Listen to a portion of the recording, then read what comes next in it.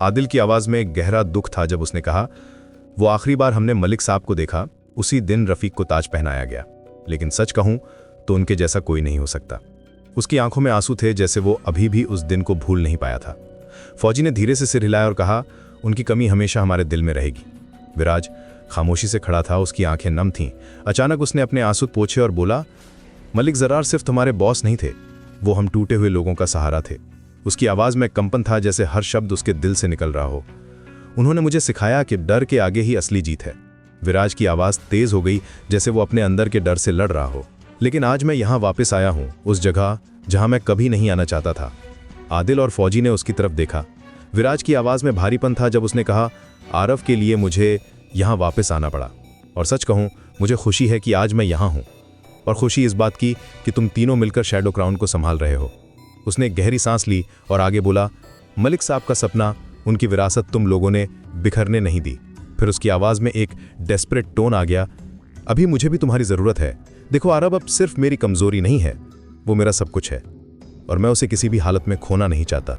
आदिल तुरंत आगे बढ़ा और विराज के कंधे पर हाथ रखकर बोला, तेरे जज्बे को सलाम है भाई, लेकिन एक बात याद रख, हम कोई काम अधूरा नहीं करते।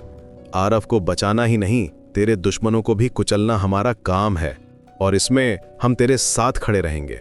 फौजी ने भी अपनी मुट्ठी भींचते हुए कहा, बिल्कुल, आरव की हिफाजत अब सिर्फ तेरी नहीं, हमारी भी जिम्मेदारी है। तीनों के बीच एक अटूट बॉन्ड था जो मलिक साहब की विरासत से बना था। उसी समय शैडो क्राउन की मुख्य हवेली में एक अलग ही माहौल था। रफीक के बर्थडे की तैयारियां चल रही थीं, लेकिन हवा में एक अजीब सा डर भी था। सर्वेंट्स चुपचाप काम कर रहे थे, जैसे कोई गलती हो जाए तो बड़ी मुसीबत आ जाएगी। रफीक अपने कमरे में खड़ा था, ब्लैक सिल्क का सूट पहने हुए। उसके चेहरे पर एक यूनिक गोल्डन मास्क था जो काले पत्थरों से जड़ा हुआ था और बहुत भारी लग रहा था। उसकी हर हरकत में एक शान थी और साथ ही एक खतरनाक अहंकार भी। रफीक ने अपने मास्क को टच किया और मुस्कुराया। उसकी मुस्कान में चालाकी, सत्ता का नशा और साथ ही हवस भी थी। वो जानता था कि आज उसकी पार्टी है, लेकिन उसके मन में कुछ और ही चल रहा था। उसने धीरे से कहा, मेरी असली पार्टी तो तब होगी जब आरव मेरे पास सलामत खड़ा होगा। उसकी आवाज में एक ट्विस्टेड सेटिस्फैक्शन था। फिर उसकी नजर बेड की तरफ गई। वहां आरव बेहोश पड़ा था, जैसे किसी ने उसकी सारी ताकत छीन ली हो, और सांस धीमी चल रही थी। रफीक ने उसकी तरफ देखा और एक क्रूअल स्माइल दी। हवेली में पार्टी की आवाजें आ रही थीं, लेकिन इस कमरे में सिर्फ डार्कनेस और डेंजर का एहसास था।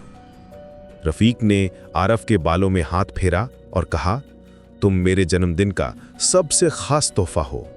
आज रात पूरी शैडो क्राउन मेरे कदमों में झुकेगी और तू मेरे खेल का सबसे कीमती मोहरा बनेगा, उसने आरव की तरफ देखते हुए कहा। तभी दरवाजे पर दस्तक हुई। सर, सब मेहमान पहुंचने लगे हैं, बाहर से किसी ने आवाज लगाई। ठीक है, मैं आता हूं, रफीक ने जवाब दिया। फिर वो आरव की तरफ मुड़ा और बोला, सोते रहो, जब तुम जागोगे तो खेल बहुत आगे बढ़ चुका होगा। उसी वक्त हवेली के मुख्य हॉल में एक भव्य मास्क पार्टी चल रही थी। सैकड़ों लोगों की भीड़ इस जगह को किसी शाही दरबार जैसा बना रही थी। हर कोई अलग अलग रंग और डिजाइन के मास्क पहने हुए था। चारों तरफ रंग बिरंगी रोशनी थी और संगीत की आवाजें गूंज रही थीं। दोस्तों, आज की रात सिर्फ जश्न की है, रफीक ने ऊंची आवाज में कहा। आप सभी का शुक्रिया जो आप यहां आए। पूरी भीड़ चुप हो गई। रफीक की मौजूदगी में एक अजीब सा डर था। तो सिर्फ ट्रेलर है, आदिल ने विराज के कान में फुसफुसाते हुए कहा। अभी असली पार्टी शुरू होगी। विराज भाई, आज तो थोड़ा रिलैक्स हो जाओ, कल से तुम्हारा मिशन शुरू। देखा, यही है हमारी असली ताकत, आदित्य ने कहा। आज पार्टी एंजॉय करो भाई, काम की बातें बाद में। रात खत्म होगी तो हम बैठेंगे और सोचेंगे कि आरव को कैसे ढूंढना है। विराज ने सिर हिलाया, लेकिन उसका मन अभी भी परेशान था। ठीक है, अभी मैं चुप हूं, उसने मन में सोचा, लेकिन कल से खेल मेरा होगा। मुझे बिल्कुल भी वक्त बर्बाद नहीं करना। पार्टी के कोने में कबीर खड़ा था। वो बार बार अपनी घड़ी देख रहा था और एंट्रेंस की तरफ नजर डाल रहा था। उसके चेहरे पर बेचैनी साफ दिख रही थी। ये लड़का अभी तक आया क्यों नहीं? कबीर ने सोचा, पार्टी तो शुरू हो गई है। रफीक ने अपना हाथ हवा में उठाया और सभी का ध्यान अपनी तरफ खींचा। उसकी आवाज में अधिकार था, जैसे वो सचमुच शैडो क्राउन का नया मुखिया हो। लोग उसकी बात सुनने के लिए और भी पास आ गए। विराज ने महसूस किया कि कुछ तो गड़बड़ है। रफीक की इस नई पहचान में कुछ खतरनाक था, लेकिन अभी वो कुछ नहीं कर सकता था। उसे पहले आरव को ढूंढना था। कबीर अभी भी इंतजार कर रहा था। उसकी आंखों में चिंता थी और वो जानता था कि आने वाली रात बहुत ही अहम होने वाली है। पार्टी की रौनक के बीच कई राज छुपे हुए थे और कई खेल शुरू होने वाले थे। विराज को अंदाजा भी नहीं था कि आरव उसी हवेली के अंदर कुछ कमरों की दूरी पर बेहोश पड़ा है। हॉल में तेज संगीत की धुन गूंज रही थी, रंग बिरंगी लाइटें चमक रही थी और माहौल बिल्कुल जीवंत था। कबीर बार बार अपनी घड़ी देख रहा था, फिर दरवाजे की तरफ नजर दौड़ा था। उसके चेहरे पर बेचैनी साफ दिख रही थी। ये लड़का अभी तक आया क्यों नहीं? पार्टी तो शुरू हो गई है, वो मन में बुदबुदाया। हॉल के बीचों बीच एक बड़ा स्टेज था, जहां 4-5 लड़कियां ग्लैमरस कपड़ों में नाच रही थीं। उनकी हर अदा पर मेहमान सीटियां बजा रहे थे और तालियां पीट रहे थे। एक कोने पर सोफे पर रफीक बैठा था। उसके चेहरे पर सुनहरा मास्क था जो उसकी पहचान छुपा रहा था। उसकी आंखें स्टेज पर नाचती लड़कियों पर टिकी थीं और होंठों पर एक रहस्यमयी मुस्कान खेल रही थी। पास ही आदिल और फौज खड़े होकर बातें कर रहे थे। देखा, यही है असली जिंदगी। ताकत, शोहरत और मजा सब हमारे कदमों में है, आदिल ने अपना गिलास उठाते हुए कहा। फौज हंसा और एक डांसर के करीब जाकर उसके साथ घुल मिल गया।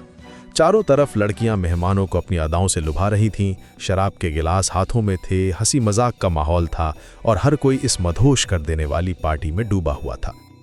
लेकिन इस सारी रौनक के बीच एक शख्स अलग खड़ा था। विराज हॉल के एक किनारे पर चुपचाप खड़ा था।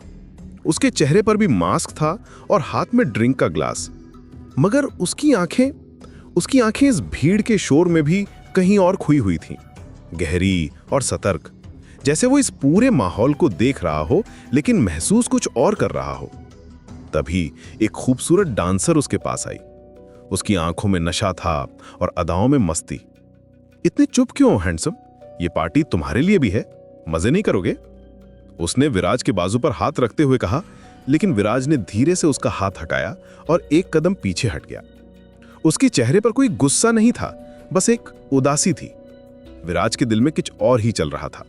इस चमकदार पार्टी के बीच उसका मन कहीं और था।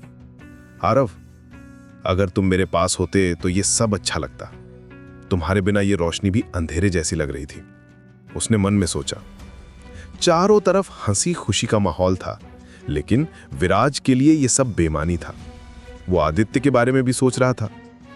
वैसे भी आदित्य ने मेरी इतनी मदद की है तो मैं उसे अभी परेशान नहीं करूंगा।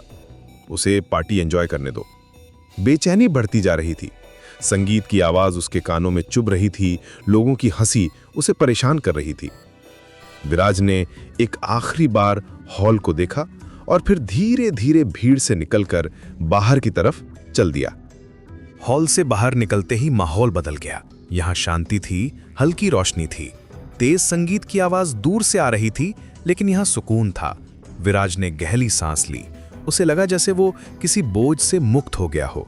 वो धीरे धीरे कॉरिडोर में आगे बढ़ रहा था, कुछ सोचते हुए, शायद आरव के बारे में, शायद अपनी जिंदगी के बारे में। अचानक सामने से कोई तेजी से आता हुआ दिखा। विराज को समझ नहीं आया कि क्या हो रहा है। उस अजनबी की रफ्तार इतनी तेज थी कि टक्कर होना तय था। धड़ाम, दोनों आपस में टकरा गए। टक्कर इतनी जोर की थी कि उस अजनबी का मास्क उसके चेहरे से उतरकर जमीन पर गिर गया। विराज लड़खड़ाया लेकिन संभल गया। वो झुका मास्क उठाने के लिए, लेकिन जैसे ही उसकी नजर उस शख्स के चेहरे पर पड़ी, उसकी सांसें थम गईं।